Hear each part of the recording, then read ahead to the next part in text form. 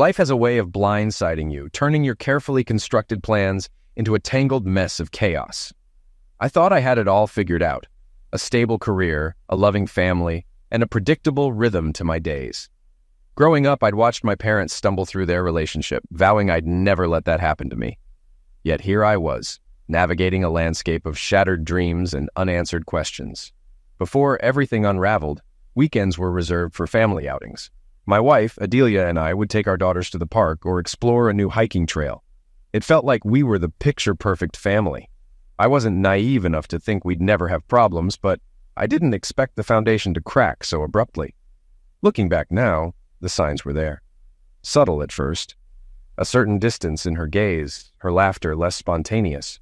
By the time it became undeniable, I was too deep in my routine to notice. Adelia had already started to drift, and I didn't realize I was losing her until it was far too late. It's been over 5 years since the day Adelia, my wife of 15 years, and once a respected branch manager at a prominent bank, announced she wanted out of our marriage. Her reasoning was straightforward, almost clinical. "I don't love you anymore," she said. "There's no one else. We've simply grown apart." I had my doubts, but I couldn't prove anything. Soon after, I overheard her talking on her cell about big changes coming into her life. We agreed to joint custody of our daughters, then 14 and 12, both of whom chose to live with her. I was reminded of all this when I saw an article in US Today this Thursday. It featured Adelia Lynn Peterson, now the regional VP, and her husband Ronald Peterson, a senior VP, at a charity event in New York. Their daughters, Amanda and Miranda, now 19 and 17, were also there, described as up-and-comers. Adelia had the status she always wanted. The article said she was highly sought after in social circles, and I recognized Ronald as a former acquaintance from when he and Adelia worked together at the local Bank of America branch. Our daughters were now living under a different last name. I wanted to confirm what I saw, so I planned to ask my assistant, Helen Beard, for help, but she was off that day. Then I remembered something from our divorce proceedings. Adelia had failed to show up on the day the divorce was to be finalized. The judge insisted we both testify, but her lawyer claimed she had been transferred out of state. When I was asked if I had given permission for our daughters to leave the state, I said no. That's when the nightmare truly began. Judge McDonald's tone shifted immediately. He asked me to try calling my family, so I went outside to use my cell. All the numbers I had for them were disconnected, and when I checked their Facebook pages, I found I'd been blocked. I told my lawyer everything.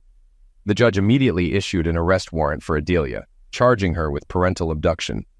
He paused the divorce until she appeared in court with the children.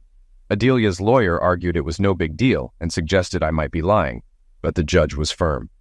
"That's why she should be here," he said, "with both their daughters." During the police investigation, I learned that Adelia's family had claimed I was mistreating our daughters, though there was no evidence to back it up. Social services, however, had found nothing to suggest any misuse. The rumors spread by Adelia's family had taken root in town. Over the years, Judge McDonald and I stayed in touch, bonding over fly fishing. So when I dropped by to see him that evening, I brought the newspaper article with me. "Look at this," I said, showing him the photo of Adelia and her new family. The judge went pale. "Jesus Christ," he muttered. The next photo was of my daughters, now with different last names. The judge immediately made calls to the FBI. "Why didn't the bank help you find her?" Ruth, the judge's wife, asked. "They got a federal court ruling saying it was a family matter and they didn't have to comply with the order," I replied. I left soon after, telling the judge to call me in the morning. It had been a long, emotional night. I couldn't help but wonder, was there more to Adelia and Ronald's relationship than just friendship? I never imagined it back then, when she was hired as a loan officer and I was starting my consulting business. The question lingered. With my daughter's name changes, were they really mine or his? Did either of us know the truth? I tried to push the doubts aside, remembering that Amanda had been born before Adelia started working at the bank. The next morning, I couldn't help but focus on Helen. Over the past 5 years, her dislike for her cousin had only deepened. I knew Helen believed me, and her actions proved it. More than once, I wanted to tell her how I felt, but I never did. She deserved someone better, someone who wasn't caught in the nightmare I was living. Helen was beautiful. Her auburn hair, warm smile, and kind heart were everything a good man could ask for. I daydreamed about her, but I knew I couldn't ask her to share my burdens. The next day at work kept me distracted until Helen knocked and let in 2 FBI agents. "John, there are 2 gentlemen here from the FBI. Shall I let them in?" "Of course, I've been expecting them," I replied, standing up. "I'm Mac Holmes, and this is Douglas Drysdale," Mac said. "We need to gather some background on your situation." I explained how I met her current husband years ago. While I didn't think there had been an affair then, with my daughter's name changes and their current relationship, it raised questions. "The only way to know the truth is to have DNA tests for all of us," I said. I thought Amanda was born before Adelia worked at the bank, but now I wondered if Adelia had known Ronald even earlier. I continued. "Judge McDonald stopped the divorce proceedings after charging Adelia with parental abduction. She ignored a court order by not showing up." "Did she file for divorce in New York and marry him?" Douglas asked. I confirmed the divorce hadn't been granted because Adelia had failed to appear. "The court records will show that Judge Donald doesn't tolerate nonsense," I added. "He's tough. He learned that lesson the hard way with a corrupt lawyer years ago." "Did you give your wife permission to move out of state with the children?" Mac asked. "No," I said. "Her lawyer told us she moved out of state, and the judge asked me to try calling them. When I did, their numbers were disconnected, and I was blocked on Facebook." "So, she moved before the divorce was final and married soon after," Douglas remarked. "Exactly," Mac said. "This was all planned." "It wasn't a mistake," Douglas added. "It contradicts what we heard in her interview in New York." "When was the last time you heard from your wife?" Douglas asked. 2 weekends before the final court hearing," I explained. "Adelia and the girls took the last of their things from our house. Child Services had interviewed them, and they chose to live with her. Since then, I haven't received any legal or public notice," I added. "So, I assume I'm still not divorced." "That means someone forged your signature on their adoption papers," Mac said. "We can charge them both with covering up a federal crime." I asked about the adoption papers, but they didn't answer. "Mr. Masters, could you provide us with your signature?" Mac asked. "Helen, please prepare a letter on our letterhead, verifying my compliance with their request for my signature," I instructed. "Make sure to witness it and make a copy for our records before handing over the original." "Do you still live at 87654 Yale Road East?" Mac asked. "No," I replied. "I had to get a court order to sell it." "The police were tired of the rumors about me being a sexual offender," I continued. "After I was attacked and hospitalized for the second time, Judge McDonald helped me get the order. I now live at Ryder Lake, a private place with 5 acres and security." I updated Helen on everything.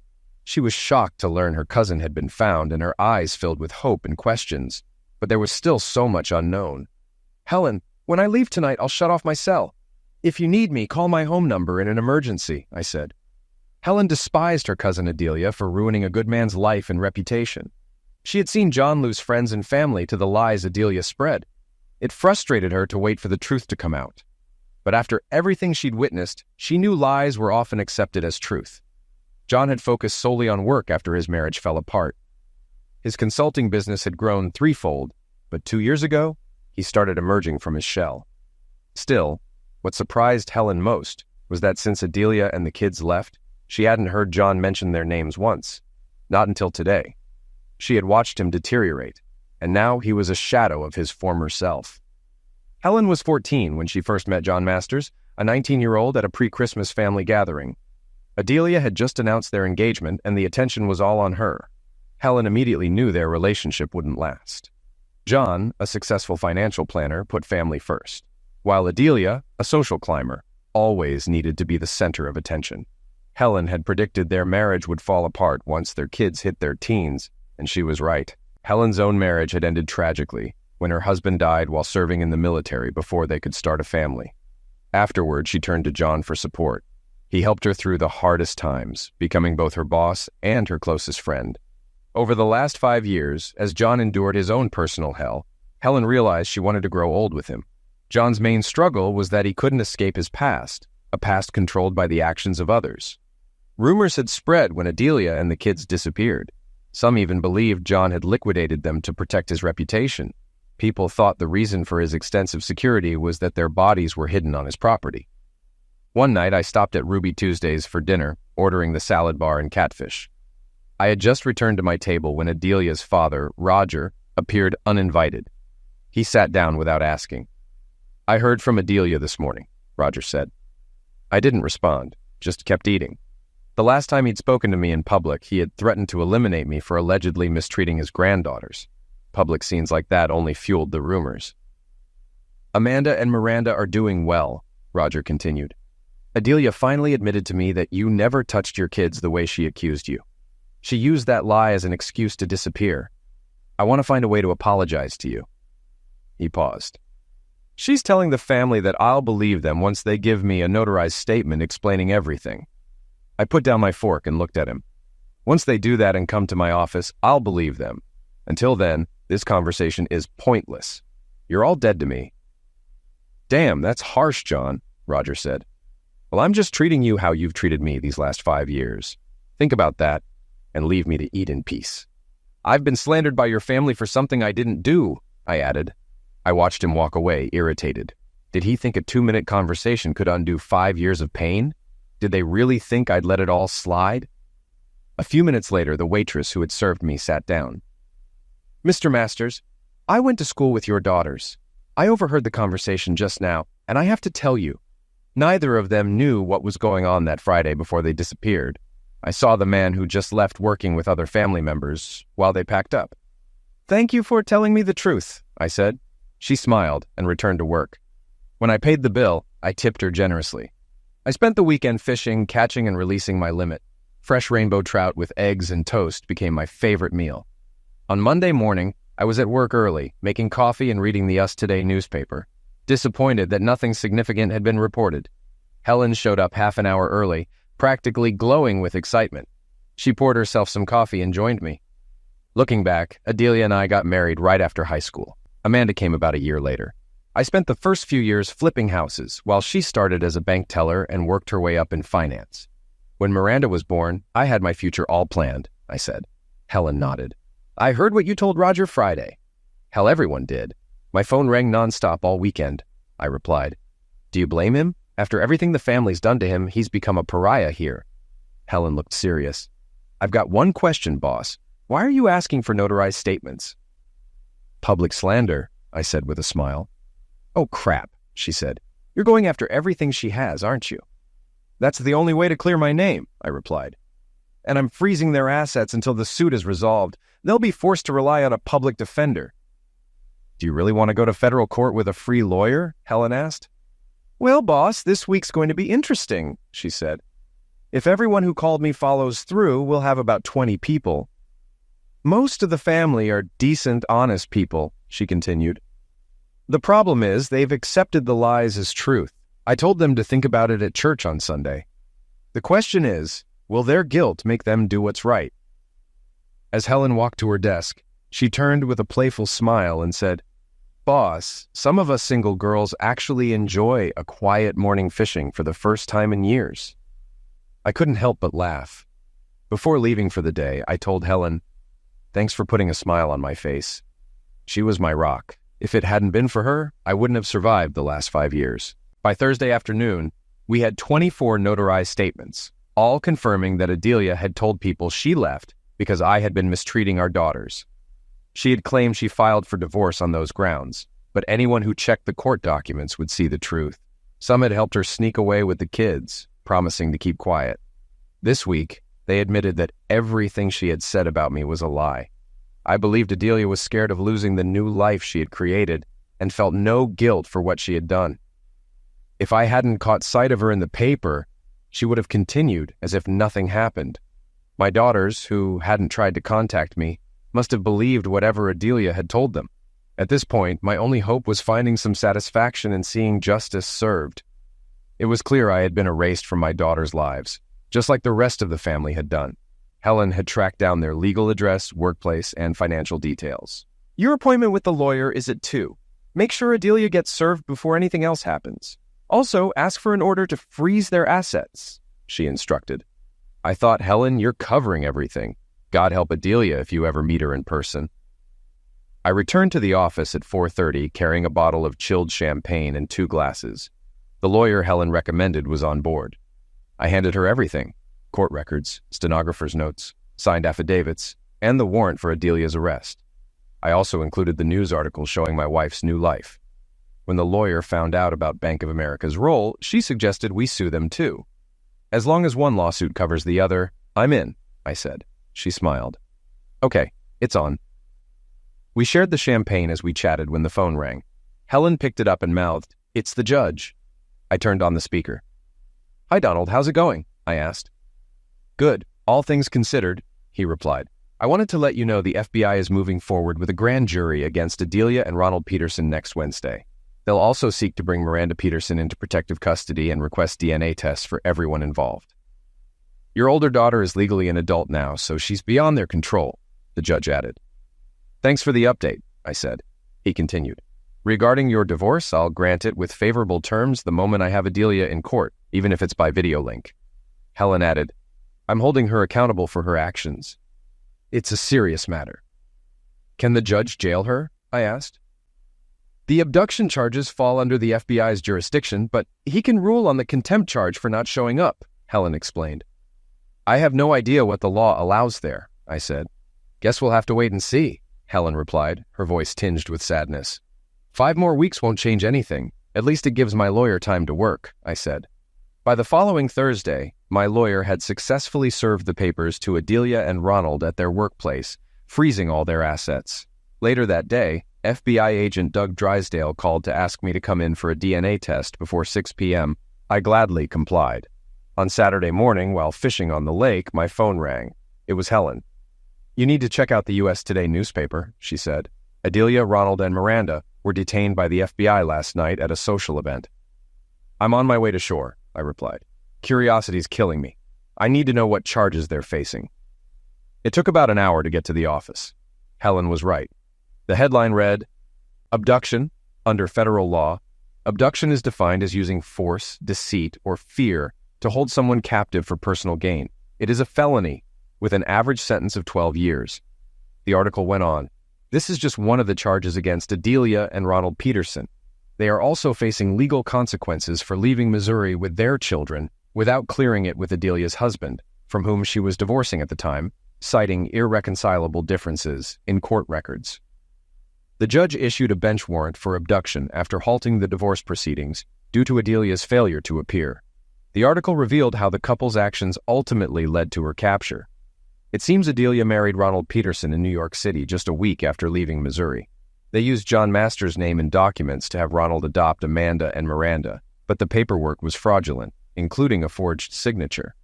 The FBI now believes this was done to hide the girls in plain sight. Ronald, a senior VP at Bank of America, used his power to prevent John from locating his family, even after John tried to get the bank to release Adelia's whereabouts. The article also discussed my civil slander suit against Adelia after she told over 20 people I'd been sexually mistreating our daughters. It touched on 2 open attempted homicide cases against me, as many believed I had liquidated 3 people who tried to damage me. The police commented, "There are 2 open attempted homicide cases, as he was the sufferer. Many here think he liquidated them and got away with it. He's also suing Bank of America and Ronald Peterson for marital interference." The article concluded with a reflection on the justice system. Doesn't the sufferer deserve justice? Probably not. In our society, criminals get the attention, but the sufferer pays the price. The article hit hard, laying out the facts. Just as I was refilling my coffee, the phone rang. It was the Southeast Missouri newspaper. I confirmed the article's accuracy. The reporter asked about my experiences over the last 5 years. I told him about the open homicide cases and how rumors had spiraled out of control. When I asked his opinion on what I'd been through, he replied, "I'd call it a living hell." It was surreal to think the nightmare might finally be over. My name was being cleared, but the damage was done. 5 years had ruined my relationship with my daughters and distanced me from my own family. When this was all behind me, I planned to sell the business and leave the area. For good, if the one person I trusted would come with me. Before leaving the office, I cut out the article and photos, scanned them, and made copies for my lawyer. Amanda Peterson was shocked when the FBI arrested her mother and stepfather. Afterward, they took her younger sister to a different vehicle. One agent explained that her father had never agreed to the adoption and that the documents bearing his signature were forgeries. Her mother was charged with parental abduction, and Ronald with abduction and aiding in a felony cover-up. Miranda would be placed in protective custody until DNA confirmed her biological father. Amanda returned home to pack, then sat at St. Louis Airport waiting for her connecting flight to Cape. She picked up a copy of US Today and read the entire article. By the time her flight landed, she was in tears. Amanda couldn't understand why her mother had hurt her father. She remembered when her mother told her father she no longer loved him and wanted a divorce. Her father had been devastated, but her mother's response was cold. Who cares? He's just a man, and there are plenty more like him. Now, reading about her mother's past relationship with Ronald, even more questions arose. As the plane began its descent, Amanda wondered if the rental car booth at the airport still had a phone. At 11 a.m., Amanda Peterson parked outside her old home, waiting for the sheriff's vehicle to leave. 2 hours later, 2 unmarked cars pulled up and blocked her in. An officer, Colt drawn, approached her car, identified himself, and ordered her to exit the vehicle with her hands raised. She complied. The taller officer demanded, "Who are you and why are you watching this place?" "I'm Amanda Peterson," she answered. "Who's your father?" he asked. "John Masters," she replied. The officer's eyes widened. "Oh, crap," he muttered. "Tom, tell Joe and Jody to put the coffee on. We need to talk." "I'm Detective Joel Smithers," the officer said. "I know your father. What brings you back here?" "Partly what happened last night and the article in US Today," Amanda said. "I have a copy in the car. Should I get it?" "Please, it'll help," Joel replied. After a quick round of coffee, Detective Smithers read the article aloud. Everyone in the room seemed stunned, except for him. "You believe my father, don't you?" Amanda asked. "I was one of the few who did," Joel answered. "The rumors about your father were already out of control by the time they started. This house was vandalized so much he had to sell. After he was attacked, we were lucky to get to him before he bled out. People here thought he'd liquidated you all." "You're telling me it drove him away?" Amanda asked, voice trembling. "Yes," Joel said. "He's living at Ryder Lake now, on 5 acres, completely fenced in. No one's seen him in town for 2 years. "How do I contact him?" Amanda wondered. "I think I know," Tom said. "I'll check if his business has an emergency contact." Minutes later, Tom returned with an address. "Do you know a Helen Beard?" he asked. "She's a second cousin of my mom. Why?" Amanda replied. "She's the only one who can reach your father 24/7. She's tough, protects him fiercely. She's on her way to his business now. She'll wait for you there," Tom said, handing her the address. Amanda thanked them and left. "What kind of woman would do what Adelia did to John?" Jody asked. "One who blames him for everything that went wrong in her life," Joanne replied. At the business, Helen Beard opened the door for Amanda and immediately turned on her phone's audio recorder. "The first question, Amanda. What do you know about the time of your disappearance?" Amanda took a deep breath, then shared what she recalled. "Mom woke us up early, said we were going on a surprise trip to New York. We had no idea what was happening. I found out later that some family members knew about her relationship with Ronald, but thought it was just a friendship." Helen nodded. "So you didn't realize anything was wrong?" "No," Amanda answered. "It wasn't until we were on the road that I noticed our phones were gone. Mom said we were moving because she got a promotion. I believed her, but I know now it was a lie." Helen listened carefully as Amanda continued. "She said the phones were canceled because of the move. We drove for over 20 hours in 2 days. Then, when we got to New York, Mom gave Miranda a new phone with a New York number. We didn't know it was Ronald's home we were headed to until we got there." Helen raised an eyebrow. "And what did you find when you arrived?" Amanda's voice tightened. "Ronald arranged everything for Mom's promotion. They planned it so they could be together. The family back home disposed of everything except photos, which we got later. When we were unpacking, Miranda and I found the adoption papers. Ronald explained that they were getting married and adopting us. He said that's why our dad wrote us out of his life." Helen absorbed the story. "I believe you, Amanda. I've heard much of this from the family. I also know that the school district gave Adelia your school record so you could register when you moved." Amanda nodded, anger and disbelief in her eyes. "Now the truth is coming out with Adelia being found." Helen nodded. "I've recorded our conversation. Once I send it to the FBI and your father, we'll grab an early dinner. Meanwhile, take a look at these statements," she said, handing Amanda notarized documents. "If your mom lied to you about your father, could she be lying about Ronald too?" Helen stepped into another room to forward the conversation, keeping an eye on Amanda from the doorway. Amanda sat quietly, reading through the statements, but not reaching out to anyone. Helen sent the conversation to John, then his civil lawyer, as Amanda's statement was incredibly damaging. Finally, she forwarded it to the FBI. Just as Helen was about to return to Amanda, John texted her, "I'll be there waiting for you." "Thank you," she replied, a sense of finality in her words. After a moment of watching Amanda, Helen returned to her. "Aunt Helen, do you have any idea why Mom told the family Dad was mistreating us?" Amanda asked softly, her voice tinged with confusion. Helen sighed before responding. "Your father was never well liked by the family, and your mother knew that. She probably used those accusations to justify her sudden disappearance. She also knew your father would search for you, and he did. He even tried to sue Bank of America to get your mother's whereabouts, though he lost in appeals." Helen paused, gathering her thoughts. "We didn't know about her marriage or the name change until your photo appeared in the paper. That's when your mom contacted the family in a failed attempt to cover up her mess. For 5 years, your dad's been a hunted man because of her. We almost lost him twice." Amanda's face tightened with concern. "How's my dad really doing?" Helen's expression softened. "He keeps to himself. He's lost a lot of weight, and the stress has turned most of his hair white. His Facebook was flooded with hate and threats, so he had to shut it down, even removing his name from the company page. They tried to destroy his business and life. He's learned to trust very few. He used to be outgoing, but now he's quiet and reserved. He's free, but not really. There are still people who want revenge." Amanda absorbed this in silence. "Does he have a girlfriend?" she asked, her voice almost hesitant. Helen's gaze became firm. "After what your mother did to him, would you date him?" she replied, heavy with the question.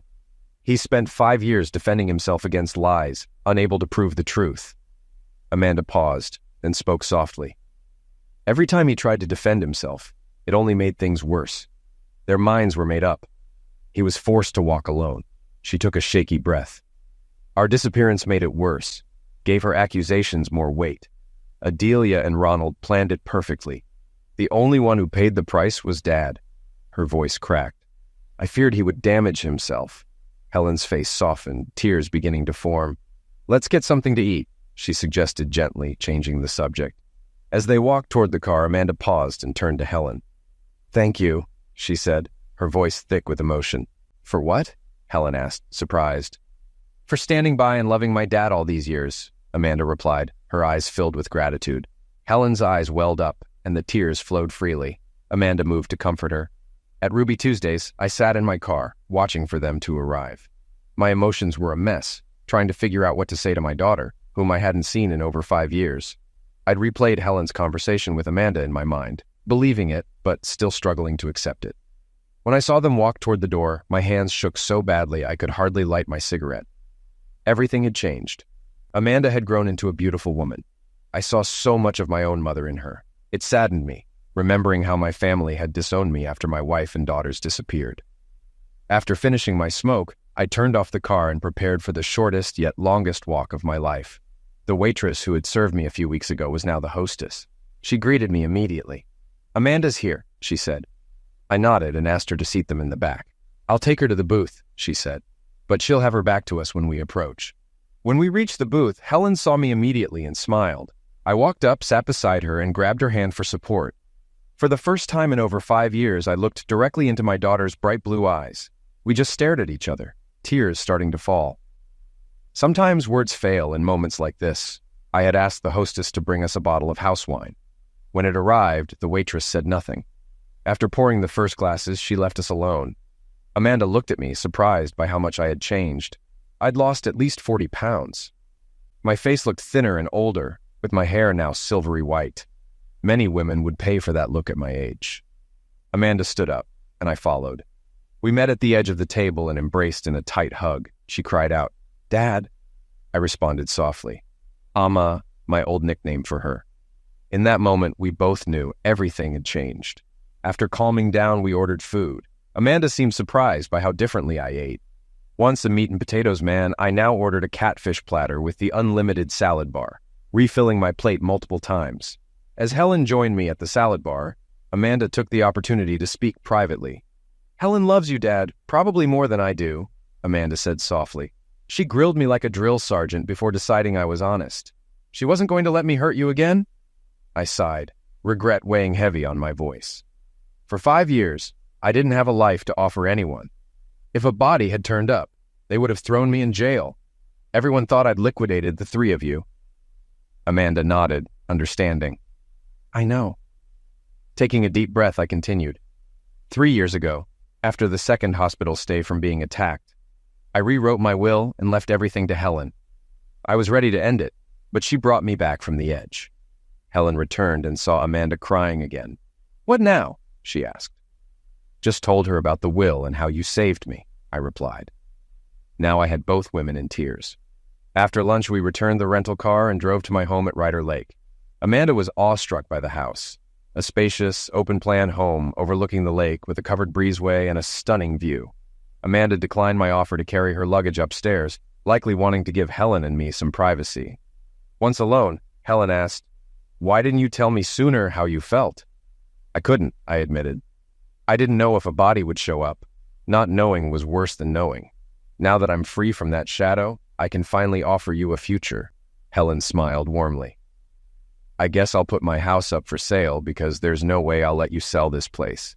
I grinned, but when Amanda caught us kissing, I felt a pang of guilt. Still, we laughed it off, and the three of us sat down to catch up. I learned Amanda was working a dead-end job while pursuing her MBA online. She wasn't dating seriously. Why not work with us? I suggested. We need fresh ideas, and you'd be a perfect fit. Start in a junior role, and we'll go from there. Amanda's eyes widened. Are you serious? Helen nodded. We'd start you at $45,000 a year. Amanda smiled through her tears. Wow, I guess I'll need a place to live. Stay here, I said. There's plenty of room. But don't forget, chores still apply, I teased. Amanda laughed. Why, Dad? You've always been a big part of my life, I replied. Amanda decided to fly back to PAC and return within the week. As we added phone numbers to our contact list, she got a text from Miranda. Finally got my phone back. The FBI is holding me until they confirm the DNA test proves Ronald Peterson isn't my father. They showed me how the adoption papers were proven forged. I can't call but can text. Amanda replied, I'm flying back tomorrow to PAC, moving home and joining Dad's firm. His number is under Sir. Miranda texted back, bring my laptop and phone. Leave the rest. Get a copy of today's US Today. Call me when you can. Helen followed me onto the patio. How are you feeling? She asked. Overwhelmed, I admitted, pulling her into a hug. Helen suggested taking Amanda to her place to gather some clothes, giving me time to reflect. I shared the gate code and house keys for copies. While they were gone, I let years of pent-up emotion pour out. It felt like a dam had burst. When they returned 2 hours later, I was smiling. They were too. I was on the patio grilling steaks with baked potatoes in the oven and a salad ready. Watching Helen and Amanda chat as they carried bags inside, I realized this was the beginning of a new chapter. After so much loss, we were finally moving forward, together. Late into a dinner, I found out that Amanda's flight was scheduled for 8 a.m. Sunday. Helen and I were planning to move more of her things the next day. I couldn't help but smile as I watched the girls eat more than usual. Afterward, we sat with coffee when my phone rang. The only one who had this number outside of our group was the FBI. I picked up and said, Hello, Mr. Masters, it's Doug Drysdale. Just a quick update, Doug began. The DNA results are in, and it's confirmed you are Miranda's father. We got the results about 2 hours ago and told her. She wants to come home, so we've got her landing in Cape at 7:30 Monday morning. That's fantastic, I said. Helen and I will be there to pick her up. Great. We figured Amanda had headed your way last night. Also, let her know her sister did see the article online, Doug added. By the way, when we broke the news to Ronald Peterson, he was crushed. Adelia had him convinced that Miranda was his. It doesn't change anything, though. He's still facing a long sentence. Just one question? I asked. What will be my daughter's legal names now? They'll be Masters, Doug replied. We got the court ruling on Friday morning. A copy of the federal court decision will be sent to your office on Monday, and that will allow you to change their IDs. With that, he ended the call. I could barely hold it together. The tears just started flowing. I couldn't speak, and both Helen and Amanda noticed, looking concerned. Fortunately, I pulled myself together quickly. Miranda will be at the airport at 7:30 Monday, I said, trying to keep my emotions in check. The DNA test confirmed she's mine. When we told Ronald Peterson, he was devastated. Adelia had him thinking she was his. I knew it, Helen whispered. I turned to Amanda. Did Adelia ever tell anyone the truth? Amanda's expression grew serious. I've got some bad news. You'll need to change your last name back to Masters. The court ruled you're adoption invalid. She threw her arms around me, sobbing. Peterson never felt right. We saw Amanda off as she headed back to New York to get her things. Afterward, Helen and I met her two brothers and their wives, plus Jackson, to move some of the furniture Helen wanted out of her house. Since I only had two of the bedrooms set up, there was plenty of room to store her stuff. The whole story was in the Sunday edition of Southeast Missourian. We met for breakfast at Hickory House, and everyone noticed the happiness on Helen's face. Her sisters-in-law joked that with Helen's cooking, I'd gained some weight in 6 months. The restaurant owner, an old friend, smiled and said, "Congrats, John. Breakfast's on me." We finished the move in one long day. Helen's sisters-in-law were clearly impressed with her new home. We offered to take them all out for dinner, but they declined, saying they'd prefer to come over for our first housewarming party instead. We arrived at the airport at 7:15 Monday morning, just in case the flight was early. Helen had let the necessary people know we wouldn't be in that day, and the response was, "We figured that," from the Sunday paper. I saw Miranda coming down the steps of the small plane, heading towards me. She was dressed in jeans and a tank top, and I almost didn't recognize her. The last time I saw her, she was a little girl with pigtails.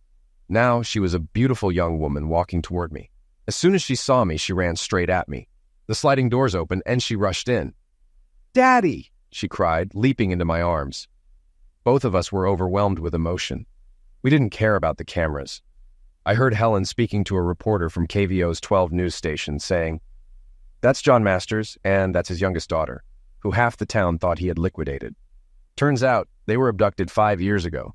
The FBI has her mother and her partner in custody. This is the first time they've seen each other in over 5 years." We turned to the reporter, and Miranda spoke up.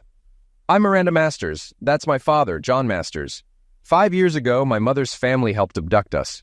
They spread lies about our dad, claiming he misused us, but none of that was true. My mom's family may be involved in terrible things, but my dad never did that. Anyone who comes after him now will have to go through my sister and me. We are family, and we stand together. My mom told us when she divorced him that he got what he deserved. None of us deserved what she put us through. To me, he's not just my father. He's the most honest man I know." I introduced Miranda to Helen. Miranda hugged her and said, "Amanda and I talked a lot yesterday. We've learned a lot. It turns out our mom lied to Ronald just as much as she did to Dad. She craved attention so badly that she nearly destroyed 5 lives. We know you and Dad are planning to marry, and as far as Amanda and I are concerned, we want to forget the Helen part." "Okay, Mom?" Helen teared up. "You couldn't have said it better, Miranda." Miranda smiled at her. "Helen, I'll agree to that if you promise to be one of my bridesmaids." "How about we go grab some breakfast?" I suggested. Miranda nodded. "Can we go to Denny's? Are they still open?" "They are, but Huddle House is closer and serves the same kind of food," I said. "Is that okay?" It was, and I was surprised by how much Miranda could eat. Watching her, I thought it might actually be cheaper to send her to a boarding school. It was still hard to believe I had a life again. My 2 daughters were back in my world in a way I'd never imagined. My house no longer felt like a house. It finally felt like home. Later, while we were shopping at Macy's, I deliberately wandered off. I couldn't bear listening to the girls talk about underwear and other personal stuff. By the time they realized I'd slipped away, I was almost back. Helen asked where I'd gone, and I said, "Just the washroom." I found myself stuck watching Miranda try on clothes. For some reason, she was looking for my approval. Honestly, I thought she'd look great in anything, but she insisted on hearing my thoughts. $300 later, we walked out with 2 shopping bags. Back at the house, Helen proudly showed Miranda the 4 bedrooms upstairs that were now fully furnished. Miranda seemed to really like the room that had Helen's old master bedroom set, which made Helen beam with happiness. Later, we sat on the patio, trying to enjoy the coolness before the afternoon heat kicked in. The women sipped on iced tea while I relaxed with a cold beer. After a while, I stood up, walked over to Helen, and pulled a small box from my pocket. Dropping to one knee, I caught her off guard. "Since I haven't asked you properly," I said, opening the box with the 3-ring set inside, "will you marry me once my divorce is finalized?" "Yes, of course," she replied, her eyes welling up with tears. Miranda snapped a picture of the moment and immediately texted it to Amanda. Yes, it fits. I had gotten Helen's ring size from her brother, so it was a pleasant surprise that the ring fit perfectly. About half an hour later, Helen's phone rang, and both Miranda and I exchanged worried glances when we saw her tear up unexpectedly. She handed me the phone, and as soon as I heard Amanda's voice, I knew what was going on. It was my eldest daughter calling. Congrats, Dad, Amanda said, her voice crackling slightly over the line. Are you on the road yet? I left at 4 yesterday, she continued. Been driving nonstop since then. It's a lot quieter at night, and the cops aren't as active. I was cruising just over 100, so the miles flew by. Tell my sister I got her stuff, I replied. I will, Amanda said. How much farther? I asked her what time it was on her end. About 2 p.m. Why? I need you to guide me in, she answered. I just got off the off-ramp at Cape. I sent her the directions, and I couldn't decide whether I should feel proud or worried. It looked like she had driven nearly 24 hours straight. As the sound of a car approaching the driveway reached our ears, both girls rushed to the door to greet Amanda. When she stepped out of the car, she looked tired, but otherwise fine. And then it hit me hard. I was seeing all 3 of my girls together. The first thing Amanda did was check out Helen's engagement ring. At that moment, the house phone rang, and I rushed to answer it. John, we've been slammed today, Chris said. Some of the clients we lost because of the rumors are coming back, and we've got a ton of new ones calling in. A lot of them are from out of state. If this keeps up, we're going to need more staff, and we need them now. My daughter, Amanda, will be starting as a junior next week, I told him. She's green, but she's aiming for an MBA. Can I have her on my team? Chris asked. It'll be long hours, but she'll learn fast. Sure, I agreed. Chris Acker was a go-getter. I hired him right after he graduated at the top of his class. Like all of us, he had to learn the hard way, but with time, he had more than proven himself. He quickly realized that business theory didn't always work in the real world, and he wasn't afraid to admit it. He taught his team by doing. If someone made a mistake, he would step in, explain where they went wrong, and make sure they understood. In his eyes, the only wrong question was the one you didn't ask. Chris, Helen and I will be taking the rest of the week off, I said. We've got a lot to deal with. Our engagement, the girls coming home, and a few legal matters to clear up, including getting Miranda enrolled in school. Engaged? Wow, that's great news, Chris said. By the way, we got a courier letter from the FBI. Can you swing by and pick it up at 5? Thanks for the reminder, I replied. I'll be there. At 4:30, we headed into town. We had decided to have our first official family meal at Red Lobster, a place the girls had chosen. I pulled up in front of the office and asked Amanda if she wanted to check out where she'd be working. Sure, she said, so we all went inside. When we entered, the receptionist greeted us and led us to the largest conference room. There, we found a big cake and a banner that read, Congratulations. Amanda met her new boss, and everyone was introduced to my new family. It didn't go unnoticed that both my daughters were already calling Helen Mom. We finally made it to the restaurant around 6:30, just in time for their annual all-you-can-eat shrimp special. My daughters lost count after 140 shrimp and couldn't believe I was now eating raw lemons, like they were oranges. That night, as we sat together, we went over the court ruling. The first thing I noticed was that the document looked like something you could easily create on LegalZoom.com, no lawyer required. The second point was that an expert had concluded that the signature of John Allen Masters had been traced over. The ink breaks weren't consistent with someone's natural signature flow, and there were discrepancies in every instance. The third glaring detail was that I had never used my full middle name when signing anything. The final clue was that the signature on the document had been dated after they had left Missouri. On the second page, the court ruled that Amanda Peterson and Miranda Peterson were never their legal names. In the eyes of the law, they were and always had been Amanda Masters and Miranda Masters. As a result, all official records would be changed to reflect that. The week was spent untangling legal issues. First, we went to the Social Security office, then to the state attorney's office to restore Amanda and Miranda's birth certificates to their original names, and finally to the DMV for new driver's licenses. For me, the most satisfying moment was sitting across from the school principal, who, 5 years ago, had dismissed me so coldly as I registered Miranda for 11th grade. On Thursday, I picked up new cell phones for the girls. Friday morning, Helen and I took Amanda and Miranda to the Ford dealership in Jackson. With Helen's approval, I traded in her car along with Amanda's old one. Both ladies drove home brand new 2019 Ford Escapes on lease-to-own plans through my company. I also handed Amanda a check for the trade-in value credited to our down payment.